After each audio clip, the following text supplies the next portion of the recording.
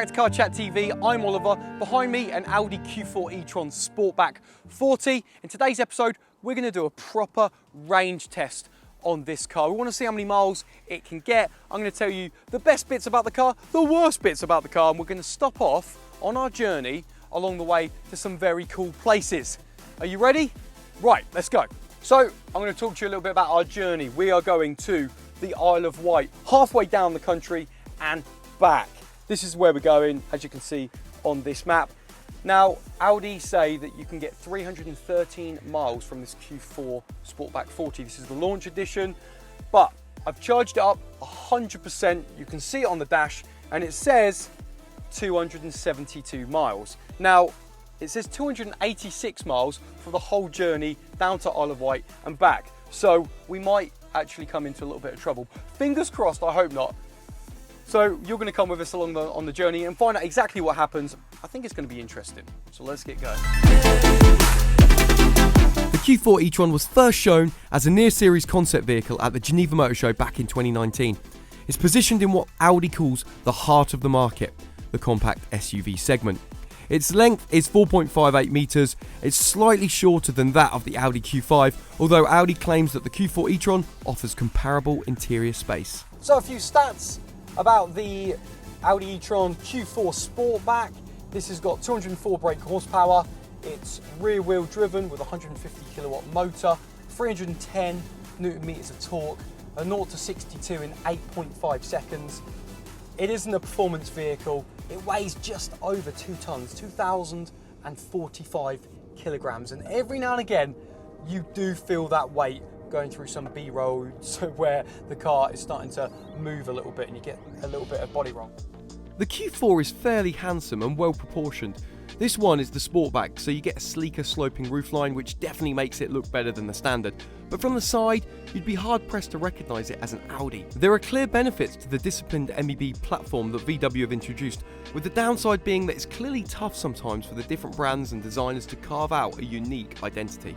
Now the parameters that I should probably talk to you about, the kind of settings we've had on our road trip, because we're trying to see how much range we can actually get from the car, because this is the launch edition and Audi say that that's 313 miles of range. The Sport apparently does 324 miles. Anyway, we're in the launch edition. I've got it in B.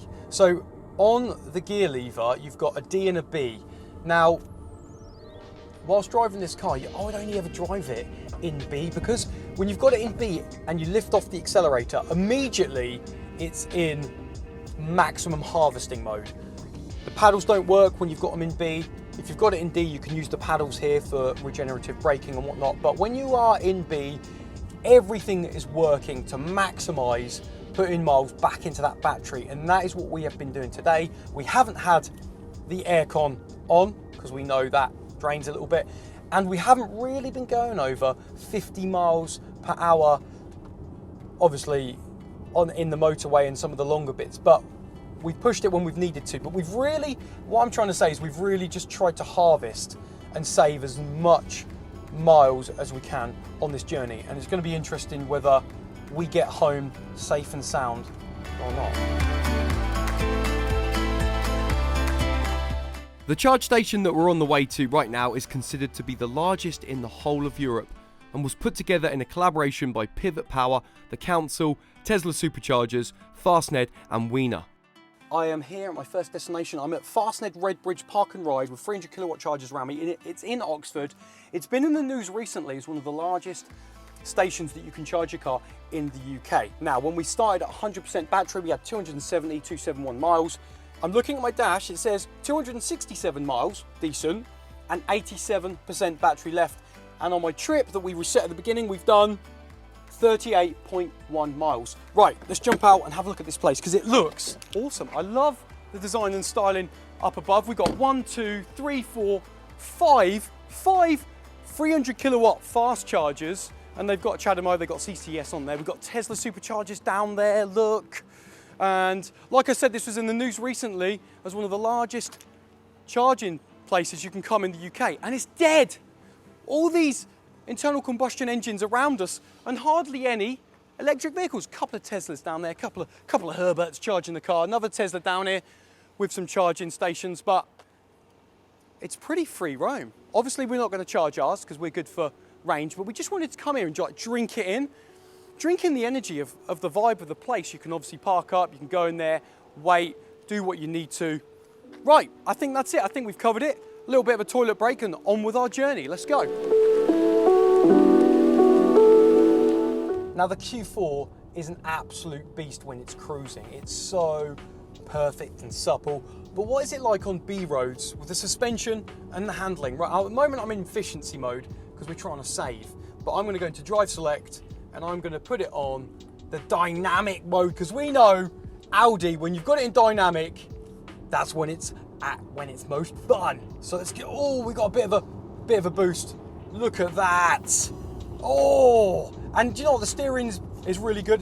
It's well balanced. It's just poised. You point, you shoot, and it puts you exactly where you need to be on the road. Now we need to remember this isn't a performance car, but that doesn't mean you can't just jam it into dynamic and have a bit of fun when you need to. So I've got a few bits of B roads, good cornering here. Now the car does feel wide and the road is starting to narrow off, so I'm noting my presence on the road. I'm going for a little bit of a tunnel here. If only I had a nice exhaust note, but I don't. It's electric. I'm coming out and I'm just gonna put the foot down. Oh yeah, onto the power, and you can feel it kick. It is progressive. It's 8.5 seconds, not 62. So, you know, it's not the best. It's not Tesla, but the suspension is great. You're hitting the bumps, the B roads, the potholes, and this Q4 Sportback is just soaking them up. It's going, come on, Oliver, give it to me. I can take it, and it can take it, and it does everything it needs to do. But for me, where this really excels is just motorway traveling, A roads, kicking back, cruising, and yeah, brilliant car. Now, it's worth noting electric cars are affected in the cold. The rain we were experiencing here right now won't really affect it, but when the temperatures do drop, expect slower charge speeds and reduced range. We are at our second destination now. Behind me I have the National Motor Museum. So there's loads of stuff in there about cars and history and culture. We're on a road trip, we're in a cool car. So let's go inside and find out what it's all about.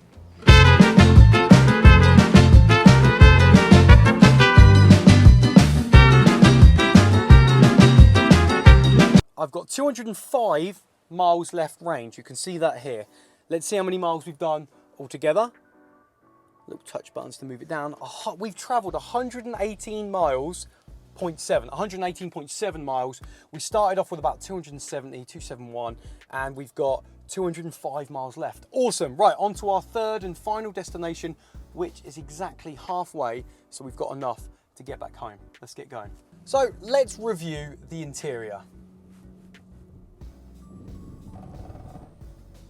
I mean, it's very Audi, isn't it? And I love Audi. There's lots of geometry going on with the shapes, the angulation. You see, the center console is super minimalistic, and I guess that's kind of space age and futuristic. So if you like that kind of vibe, you're definitely going to be in the perfect setting for you.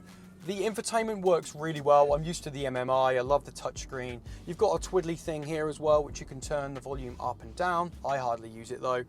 And you've got soft touch materials. This is like one of the softest materials I've ever touched in a car. So thanks for that, Audi.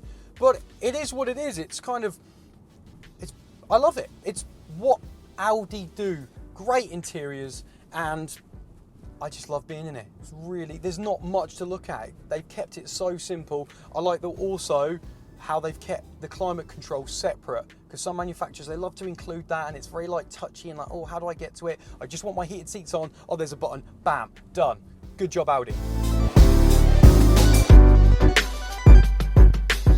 Let's talk about some negatives, some things that really have got my goat going. For one, I want a higher experience. This thing is a head turner. When people see it, they're like, what is that? You get in and you kind of, it's low. I want a bit more of an SUV height experience. Off the ground, please. And two, this dash is so vast. I feel like I'm sitting an eternity away from the bonnet. The bonnet just kind of goes down. I can't see it. I just feel like, ugh. And then when you're a passenger, all I can hear, I had a passenger earlier, Adam was his name, and he just said, oh my gosh, that's so vast. And it is, he's true, it's like a massive space. It's too big, Audi. All right, and these buttons, right. sit up and listen to these buttons. You get used to them, all right? You do get used to them, but they are still fiddly, touch-sensitive buttons. I just want to go down one to check my range. It goes right to the bottom, it scrolls. When you click them, they're okay. I mean, they don't scream quality, and that's just me being honest. A few other little things that annoy me a little bit is the grills that Audi designed. They got it wrong with the E-TRON 55 and 50, and they got it wrong again on this. It's huge. It's like a big, fat, face mark, plastic thing on the front. Why aren't they just trying to keep a normal grille? No one wants to know, like, oh, cooey, I drive an electric vehicle. So let's talk charging the Q4. Here we have the charging port. Now I've been charging this beast on a 3-pin 3 kilowatt charger, and it's taken me 26 hours from 0 to full. I don't have a wall box, but if you do have a wall box, a 7 kilowatt one, you're looking at around 11 hours till full. Now this thing can take up to 135 kilowatts. So if you find a fast charger, expect 0 to 80% in 34 minutes. If you have a 100 kilowatt charger, you can zap this thing up and it's going to take you around 45 minutes to 0 to 80%. I think that's pretty important. A cool thing about the Q4 Sportback is the boot space. Now, in here we've got 535 litres, which is 15 litres more than the standard Q4. That's pretty cool. And Audi have designed a nice little cubby hole down here for all of your messy charging cables to hang out. Get some B-roll of that. We need to talk competition because there's quite a lot around this segment. Now this is on the MEB platform, isn't it? So you've got the VW ID4, you've got the Skoda Enyaq as well, you've got this. You might even like the Cupra Born, that looks kind of cool. Or you might want to go Hyundai Ioniq 5 or Kia EV6. Or you might want to look at Mercedes or BMW as well. What I want to know is, I want to know in the comments now, I want to find out the most popular pick. Maybe you want to go Tesla, maybe you want to go Model 3, maybe you want to go Model Y. This is about 51k. This is the launch edition press vehicle, but it starts around 40k. But would you have this over those other cars that I just said? I want you to get into the comments right now and spam the most popular car that you would have. Okay, I've got Adam with me, of course. He's in the back and he has been in so many rear seats. He's going to talk to us about comfort levels. Let's go, Adam. So the comfort of the back of the Q4 e-tron, I was actually quite surprised because from the outside it looks like the back slopes quite a lot, so there's not enough room in the rear seats, but I'm quite happy to present that there's quite a lot of room back here. And just as we're enjoying this lovely scenery out the window there, I just want to show you the knee room. Knee room's pretty good, especially for my short legs, but I'd say there's plenty of room back here, definitely. The seats are fairly comfortable. I mean, they've got some shoulder support here, which is quite nice. It does hug you a little bit, and it's quite a nice place to put your head. What I would say is they are quite upright, so if you're used to slouching, it's not very good. But you can see here, lets in plenty of light with the two windows here. Looks quite good, and generally quite a nice place to be. I would say suspension in the back is quite good. It's on the good side, but sometimes when you do go over lumps and bumps, it can be quite aggressive, but apart from that, I'd say pretty good ride. There you go. Driving the Q4 Sportback, the visibility is great. The visibility is great, but you do feel kind of wide on the roads every now and again, especially in the UK. The type of roads we've got, they're very small, back alleyways, B roads. And I've noticed when I've gone to turn around, I don't have a reversing camera. So I thought to myself, okay, that's a bit odd. Checked it out. This is the launch edition. It's basically like an S-Line with a few other features. The Sonos sound system, the 20-inch alloys. But I looked that you had to spec a reversing camera as an option. Now in a brand new car, and in a bigger car, an SUV or crossover if you will, a reversing camera is of paramount importance, I think. Would you expect to have a reversing camera in your car? Because I definitely would. I've got reverse sensors, that's pretty much it.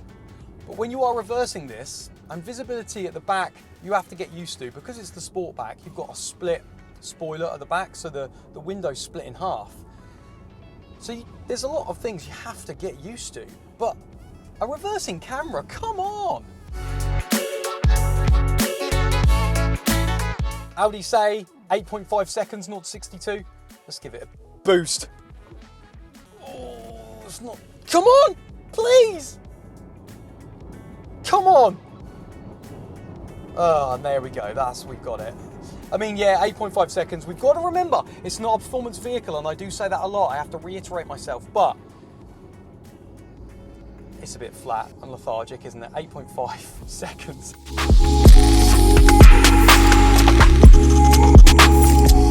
Road trip update. We have reached our third and final destination. Now, we've had a little bit of a detour because we were going to be going to the Isle of Wight. However, we could get a ferry over, but there were no ferries back, or we couldn't get a ticket for a ferry back. But we've come to the next best thing. Check this out. Look, we're at the beach. We're at the beach. How cool is this? This is awesome. The beach. And look, the Isle of Wight. Isle of Wight is over there. You can literally see it. Hello. They're not waving back. And also, when you're at a beach, what do you want to do? I know what I want to do. I want to do a skimmer. So let's make sure we find a good rock and do a skimmer. Here we go. This is a good one. Here's a good one. No, here's a better one. This is the one. This is the one. Right, you ready? Okay, count this with me. Oh, mate. Oh, love this, really. Get down nice and low. Spread your legs. Low to the sea. This is going to the Isle of Wight. I think it was a oneer. Right, back to the car. Let's check how many miles we've got and how many miles we've done. Hopefully, fingers crossed, we can get home. Right, let's check out how many miles we've got left. So on my range, I've got 179 miles left. Now it's 168 miles home. How many miles have we actually done? Go down, 150 miles. So we've done 150 miles, we've got 179 miles range left in that. We're driving it in B, so we try and harvest as much back on the way home. 168 miles home. We should make it thereabouts with some left over. Let's see what happens.